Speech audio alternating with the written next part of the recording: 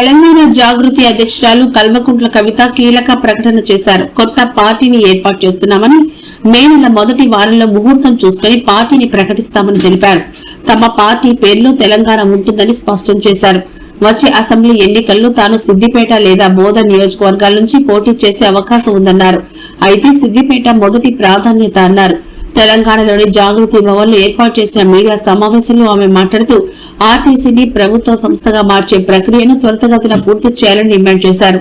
మహాలక్ష్మి పథకంతో బస్సుల occupancy ratio పెరిగిందని, దీంతో ఉద్యోగులపై పని ఒత్తిడి ఉందని ఆందోళన వ్యక్తం చేశారు. బీఆర్ఎస్ హయాంలోనే బస్ బాడీ బిల్డింగ్ యూనిట్ ను కర్ణాటకలోని దావణగిరికి తరలించి అన్యాయం చేశారన్నారు. స్వయంగా మహిళలు అసలు ఉచిత బస్సు పథకం ఎందుకు పెట్టారని ప్రశ్నిస్తున్నారని కవిత తెలిపారు.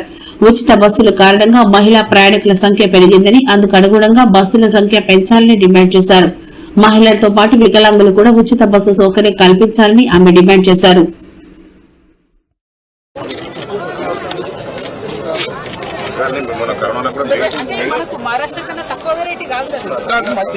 ఇక మేము జనం బాటలో తిరిగిన మామూలుగా పొద్దునుండి సాయంత్రం వరకు మాకు మహిళలు ఇంటరాక్ట్ అయ్యేటటువంటి వాళ్ళు చెప్తున్నది ఒకటే మాట, అసలు ఎవరి కోసం పెట్టిండ్రు ఫ్రీ బస్సు, ఎందుకోసం పెట్టిండ్రు, మాకు ఆత్మగౌరవం లేకుండా చేస్తున్నారు, మాకు ఇబ్బంది కలుగుతున్నది, ఈ ఫ్రీ బస్సు పెడితే బస్సుల సంఖ్య పెంచండి అని మహిళలు ఒక పక్క మాట్లాడుతున్నారు. ఇంకొక పక్క వికలాంగులు మరి మాకెందుకు ఫ్రీ ఇవ్వరు ఈ బస్సులో, ఎందుకంటే ఫ్రీ బస్సులు పెట్టి ఓవర్లోడ్ అయిన బస్సులు ఏ ఒక్కటి కూడా బస్ స్టాప్లో ఆగకుండా దూరం ఆగుతున్నాయి. వికలాంగులు ఎవరు కూడా ఎక్కిపోయే పరిస్థితి లేదు. వికలాంగులకు కూడా ఫ్రీ బస్సు ఇవ్వాలని చెప్పి నేను కోరుతా ఉన్నాను.